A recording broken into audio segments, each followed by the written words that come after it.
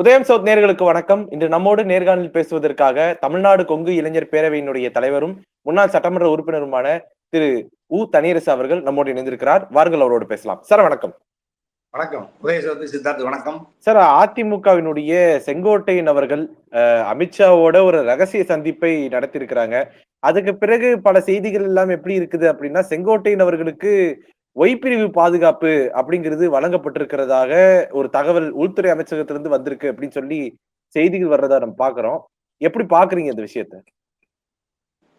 இல்ல, ஏற்கனவே 4 முனைகளாக சின்னமாட்டி TV, OPS, எடப்பாடிங்கிற இருந்த நிலையே கடுமையான நெருக்கடியில தான் அது மீள முடியாம அவர்களுக்குள்ள ஒன்றுபட வேண்டும் என்று நாம் தொடர்ந்து வலியுறுத்தினாலும் கூட அந்த ஒற்றுமைக்கான முயற்சியை அவர்களுக்குள்ள ஒழுங்குபடுத்த முடியாத பெரிய இடைவெளி.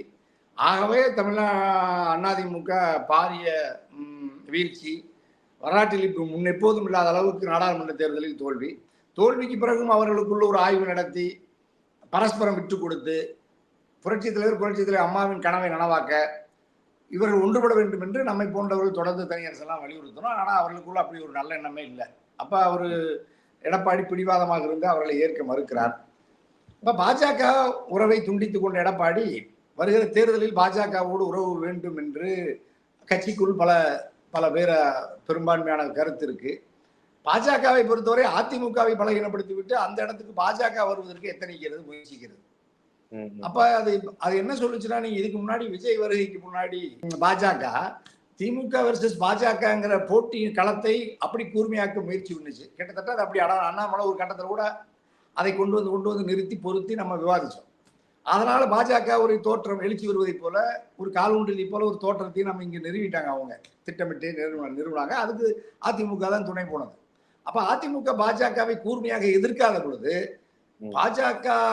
அதிமுக திமுகவை கல்வி எதிர்க்க முடியல. பாஜகவை எதிர்க்காமல் அது பெரிய பாஜகவை புகழ்ந்து பாராட்டி அமித்ஷாவை இரும்பு மனிதர் என்றெல்லாம் எடப்பாடியினுடைய தளபதி அதிமுகவின் சட்டமன்ற குழு துணைத் தலைவர் உதயகுமாரை போற்றி புகழ்கிற நெருக்கடி பார்க்கணும். அப்ப மோடி எங்க டாடி, அமித்ஷா இரும்பு மனிதர், மோடியின் கரங்களில் அதிமுக பாதுகாப்பாக இருக்குது எங்க செங்கோட்டையன் அன்னைக்கு அந்த நம்ம ஒரு தனியார் ஊடக இதுல எல்லாம் சொல்றாங்க. அப்ப இந்த ஒட்டுமொத்த அதிமுகவுமே பாஜக வாழ்க, டெல்லி வாழ்க, மோடி வாழ்க, நாக்பூர் வாழ்கன்னு ஒரு திராவிட இயக்கம், அது ஒரு RSS இந்துத்துவ இயக்கத்தின் கொள்கைகளை அது உள்வாங்கி கொண்டது, அல்லது அவர்கள் ஊடுருவி இதை சிதைத்திருக்கிறார். இந்த நிலையில செங்கோட்டையன் இப்ப எடப்பாடி அது குத்து வரல, அல்லது அதுல ஒரு ஒழுங்கு இல்லாதனால செங்கோட்டையனுக்கு எடப்பாடிக்கு இருக்கிற ஒரு இந்த இடைவெளியை, இந்த முரண்பாட்டை பயன்படுத்தி கொண்டு செங்கோட்டையனை அந்த இடத்துக்கு கொண்டு வருவதற்கு அல்லது அவரை வலிமைப்படுத்துவதற்கு பாஜக முயற்சிக்கிறது. அது அப்படித்தான் இந்தியாவில் பல கட்சிகள் அப்படி பண்ணாங்க. அது சிவசேனாவை மராட்டியத்தில் பண்ணாங்க. கிட்டத்தட்ட அது 2 துண்டுகளாக நீங்க ராம்விலாஸ் பாஸ்வான்ல அவருடைய சிராக் பாஸ்வான் அவருடைய சித்தப்பா அப்படியெல்லாம் பண்ணாங்க. யூபியில் அப்படி பண்ணாங்க. மாயாவதி அம்மாலாம் இப்போ எங்க இருக்காங்கன்னே தெரியல. யூபியில் பல்வேறு மாநில கட்சிகள் அப்படி நெருக்கடியில சந்திச்சு. இப்போ நீங்க அதுல இப்போ கெஜ்ரிவால், ஆம் ஆத்மி எல்லாம் பல வழக்குகளை போட்டு அவங்கெல்லாம் சிறைப்படுத்த நெருக்கடியில தந்து ஒழுங்குபடுத்துறாங்க. அப்படி இன்னைக்கு எடப்பாடி வலிமை பெற வேண்டும் என்ற நிலையில எல்லாரும் எதிர்பார்த்திருந்த நேரத்தில் மீண்டும் ஒரு பிளவை செங்கோட்டையன் வழியா ஒரு இந்த 10 நாளா மிகப்பெரிய விவாதம் நடக்குது. அப்ப அவரும் டெல்லி போறாரு, நிர்மலா அம்மாவை பாக்குறாங்க, அமித்ஷா அம்மாவை பாக்குறாங்க அப்படிங்கிற மாதிரி செய்தி எல்லாம் வருகிறத பார்த்தா மீண்டும் அதிமுகவில் ஒரு பெரிய நெருக்கடியையும் ஒரு பிளவையும் அது உண்டாக்கக்கூடும். அதுல கூடுதல் சிறப்பு என்னன்னா, இதுவரைக்கும் அவங்க டெல்டாவில் இப்போ சின்னமாட்டி டிவி இருந்தாங்க, ஓபிஎஸ் சவுத்தில் ஒரு நெருக்கடி தந்தாங்க. இப்போ வெஸ்ட் ஜோனில் இருக்கிற ஒரு மிக மூத்த தலைவர், ஒரு பெரிய சீனியர் லீடர், ஒரு மூத்த சட்டமன்றவாதி அண்ணன் செங்கோட்டையன் ஒரே சமுதாயத்தை சார்ந்தவர் எடப்பாடி செங்கோட்டையன். அப்போ எடப்பாடியை விட மூத்த மேற்கு மண்டலத்தின் நன்கு அறியப்பட்ட ஒரே சமூகத்தை சார்ந்த ஒரு மிகப்பெரிய வலிமையான அதிமுகவின் ஆளுமை எடப்பாடி விட்டு அல்லது அதிமுக விட்டு வெளியேறி எடப்பாடிக்கு எதிராக ஒரு களத்தை கட்டி அமைக்கிறார் என்றால் அதற்கு பாஜக உடனே கரம் பற்றி கொண்டு அவரை ஸ்ட்ரென்தன் பண்ணத்தான் செய்வாங்க. அந்த அடிப்படையில் தான் அவருக்கு டெல்லிக்கு அழைத்து அவரை வலிமைப்படுத்த முயற்சிக்கிறார். ஆகவே அந்த முயற்சி உண்மையானால் எடப்பாடியால பாதுகாப்பா இந்த கட்சியை இப்பொழுது பொதுச் செயலாளராகவும் இரட்டை இலை சின்னத்தோடும் நகர்வதை போல எதிர்காலத்தில் நகர முடியாது. பாஜக அதை அனுமதிக்காது.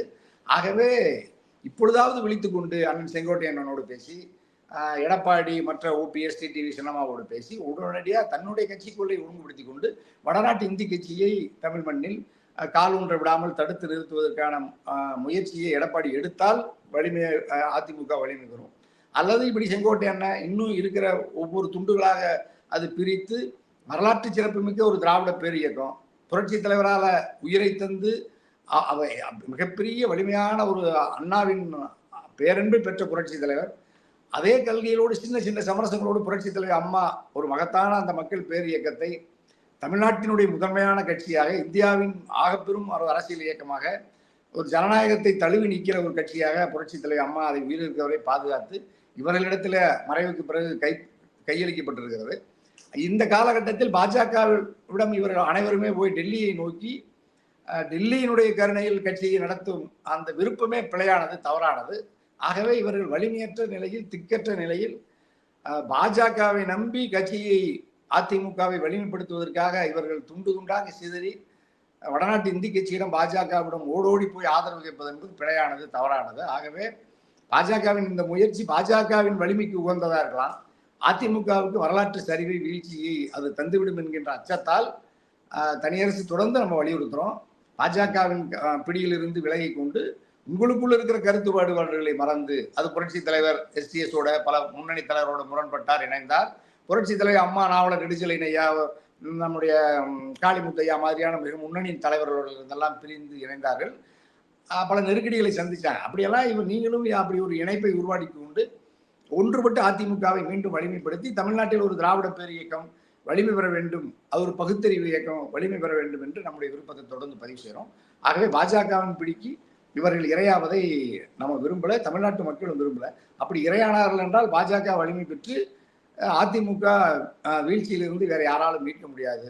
அதனுடைய இறுதி முயற்சியாக தான் இப்ப செங்கோட்டை அண்ணனுடைய இந்த டெல்லி பயணம், அவர்களுடைய அந்த உறவு நட்பு என்பது நமக்கு ஒரு வெளிப்படையா காட்சியா காட்டுது. இப்ப இதுக்கு முன்னாடி மார்ச் 24 அன்னைக்கு எடப்பாடி பழனிசாமி அவர்கள் அமித்ஷாவை போய் நேரடியா போய் சந்திச்சாரு. அது மிகப்பெரிய விவாதங்களை ஏற்படுத்துச்சு. என்ன கூட்டணி இல்லைன்னு சொல்லிட்டு போய் இப்ப அமித்ஷாவை போய் சந்திச்சிருக்கிறாரு அப்படின்னு கேட்டதுக்கு எடப்பாடி பழனிசாமி என்ன சொன்னாருன்னா, இல்ல நாங்க மக்கள் பிரச்சனையை பேசுறதுக்காக தான் போனோம், மத்தபடி கூட்டணி சார்ந்த விவகாரங்களை பத்தி பேசல அப்படின்னு சொல்றாங்க. ஆனா அவங்க முடிச்சுட்டு வெளியே வர்ற அந்த 2 மணி நேரத்துல அமித்ஷா அவர்கள் தேசிய ஜனநாயக கூட்டணி 2026 ஜெயிக்கும் அப்படின்னு சொல்லி இருக்கிறாங்க. அப்ப இதுல நம்ம எது உண்மைன்னு நம்ம நம்புறது? அமித்ஷா சொல்றதுதான் உண்மை. ஆட்சி அமைதே இல்லையோ, அதிமுக எடப்பாடியுடைய அணி தேசிய ஜனநாயக கூட்டணிக்கு என்டிஏ வரணும்னு அமித்ஷா விரும்புறாரு. எடப்பாடி அதுல சில விளக்கங்களை கேட்டு அந்த அவர் விரும்புகிற நிலைக்கு வருகிற வரை இந்த ஒப்பந்தம் இறுதியாகாது. ஆகவே இப்போது நிலையில் எடப்பாடி அமித்ஷாவினுடைய விருப்பத்திற்கு அல்லது பாஜக டெல்லி தலைமைக்கு அதனுடைய விருப்பத்துக்கு இணங்க மறுக்கிறார் அப்படிங்கிறத நம்ம பார்க்கணும். அப்ப எடப்பாடி இணங்க மறுக்கிறதுனாலதான் இப்ப செங்கோட்டை அண்ணன்லாம் இப்ப அவங்க டெல்லிக்கு எடுத்து அவங்க சில வேலைகளை செய்யறாங்க. ஆகவே எடப்பாடி பிடிவாதமாக பாஜகவோடு ஒரு முரண்பட்டு தேர்தல் உறவு இல்லைங்கிறதுல பிடிவாதமா இருந்தா அதையும் வெளிப்படையா சொல்றது இல்லை. இப்ப நீங்க முன்ன அப்படி சொல்லிட்டு இருந்தாரு, அவருக்கு அது ஒரு பார்வை இருந்துச்சு. சமீப காலமா திமுக மட்டும்தான் எனக்கு எதிரி, பிறகு யாருமே எனக்கு எதிரி இல்லைன்னு சொல்லிட்டு பாஜகவுக்கு கதவை திறந்தார். சரி, பாஜக கதவை திறந்துட்டாரு, சரி டெல்லி போனீங்க, சட்டமன்றம் நடந்துட்டு இருக்குது, டெல்லி போறீங்க. டெல்லி போனதுக்கு அப்புறமும் நீங்க நான் அமித்ஷாவையோ முக்கிய நபர்கள் யாரையும் சந்திக்க வரவே இல்லைன்னு பச்சை பொய்யை சொல்லிட்டு ஒரு மிகப்பெரிய கட்சியினுடைய பொதுச் செயலாளர் வெளிப்படையா ஊடகத்தை சந்திக்காம, தொண்டர்களுக்கு சொல்லாம, நிர்வாகிகளுக்கு சொல்லாம, கிட்டத்தட்ட ஒரு தலைமறைவா தப்பித்து போறதை போல ஓடி போய் பல வாகனங்களை மாறி ஐயா உள்துறை அமைச்சரை சந்திக்கிறீங்க. பரவாயில்ல, சந்தித்த பிறகாவது நான் ஏதாவது என்ன பேசுறேங்கிற உண்மையை சொல்லாம, நான் தமிழ்நாட்டு மக்களினுடைய மக்கள் நலன் சார்ந்த தமிழ்நாட்டின் கோரிக்கைகளை நான் வைத்து முன்வைச்சேன்னு சொல்றாரு. அது பிழையானது, தவறானது. அது மக்கள் ஏற்கல, அதிமுக தொண்டர்களும் ஏற்கல.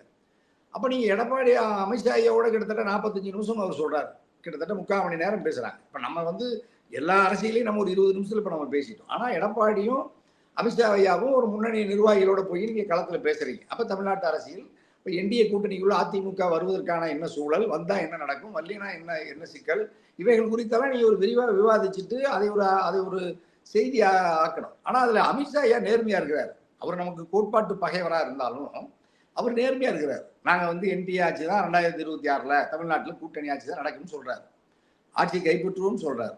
எடப்பாடி சந்திச்சுட்டு இருக்கும் போதே சொல்றாரு, அதிமுக கூட்டணி பேச்சுவார்த்தை நீடிக்குதுன்னு சொல்றாரு, நடைபெறுகிறதுன்னு சொல்றாரு. அவர் தெளிவா இருக்கிறார், அவர் உண்மையை சொல்றார். ஆனா அதிமுக எடப்பாடி அதை மறைக்கிறார். ஆகவே எடப்பாடியினுடைய அதாவது அந்த எடப்பாடியோட போன மற்ற தலைவர்களாக உண்மையை சொல்றாங்க வந்து அவங்களுக்கும் பெருமளவு இதுல எந்த புரிதலும் இல்லை, உறுதியும் இல்லை. அப்புறம் அவ்வளவு ஒரு தலைவர் போறாரு, அங்க இருக்கிற ஒரு ஒரு அந்த தலைமை நிர்வாகிகள் கூட்டமோ, செயற்குழு கூட்டமோ, தலைமைச் செயலாளர் கூட்டமோ, எந்த கூட்டமோ அதிமுகவுக்குள்ள ஒரு அறிவுபூர்வமான அதிகாரபூர்வமான கூட்டங்கள் இது நடக்கல, ஆய்வு நடக்கல, ஆலோசனை நடக்கல. அதுல அமித்ஷா கூட நடந்த அந்த பேச்சுவார்த்தை பற்றியான விவாதம் நடக்கல. அது கிட்டத்தட்ட ஒரு அரசியல் கட்சி என்கின்ற அந்தஸ்தில் இருந்து விலகி அது ஒரு தனிமனித அல்லது விருப்பு வெறுப்போடு அது எந்த திசையை நோக்கி பயணிக்க வேண்டும் என்கின்ற இலக்கு இல்லாமல் பயணிக்கிற ஒரு ஒரு ஒரு பாதையை நம்ம இப்ப அவதானிக்க முடியுது. ஆகவே இது ரொம்ப பெரும் பிழையானது. எடப்பாடியை அவராகவே தன்னை நேர்வழியில் தகவமைப்பித்து பயணிக்கிற நிலையிலிருந்தும் அவர் பின்தங்கி இருக்கிறார். வேறு யாருடைய ஆலோசனையில் செயல்படுகிறார் என்கின்றதனாலையும் யாராலையும் அவதானிக்க முடியல. ஆகவே இவ்வளவு பெரிய ஒரு கட்சி 2 கோடி தொண்டர்கள், நாட்டை பெருநாள் ஆண்ட ஒரு கட்சியின் பொதுச் செயலாளர் எடப்பாடி இவைகளெல்லாம் ஒழுங்குபடுத்தி வெளிப்படையாக நாட்டு மக்களுக்கு, அதிமுக 2 கோடி தொண்டர்களுக்கு, நிர்வாகிகளுக்கு முதல்ல கட்சியின் நிலைப்பாடு குறித்தும் தலைவரின் நிலைப்பாடு குறித்தும் வெளிப்படையாக சொல்லணும். அது ஒரு நேர்மையானது. ஜனநாயகத்துல வந்து நேர்மை அவசியம். எல்லா நேரங்கள்லையும் நீங்க வெளிப்படுத்தாட்டி பரவாயில்ல, சில நேரங்கள்ல நீங்க வந்து மக்களுக்கான சந்தேகங்களை போக்கணும். தமிழ்நாட்டு மக்கள் 8 கோடி பேருக்கும் தொண்டர்களுக்கும் நீங்க வந்து அந்த உறுப்பினர்களுக்கும் அந்த உண்மையை சொல்லணும். அப்படி எடப்பாடி எந்த உண்மையும் சொல்லாம மறைக்கிறார். அப்ப 2 நபர்கள், ஒரு வலிமையான பாஜக தலைவரும் அதிமுக தலைவரும் டெல்லியில சிந்திக்கிறாங்க. உலகமே விவாதிக்கிறது. அதை அதை அதை பற்றி பெரிய விவாதம் நடக்குது. ஆனா அந்த ஒரு தலைவர் ஒரு கருத்தை சொல்றாரு, அதிமுகவோடு கூட்டணி பேச்சு நடக்கிறதுன்னு சொல்றாரு அமித்ஷா. எடப்பாடி அவருடைய சொந்த கருத்து அப்படி நடக்கவே இல்லைங்கிறார். முதல்ல இதே மிகப்பெரிய பிழை, தவறானது. ஆகவே இதைய பத்தி அந்த கட்சிக்குள்ளேயே இருக்கிற தலைவர்கள் விடா எழுப்பி விவாதிக்கிறதுக்கோ அல்லது ஒரு நேர்மையுள்ள ஒரு தலைவரையும் காணாது.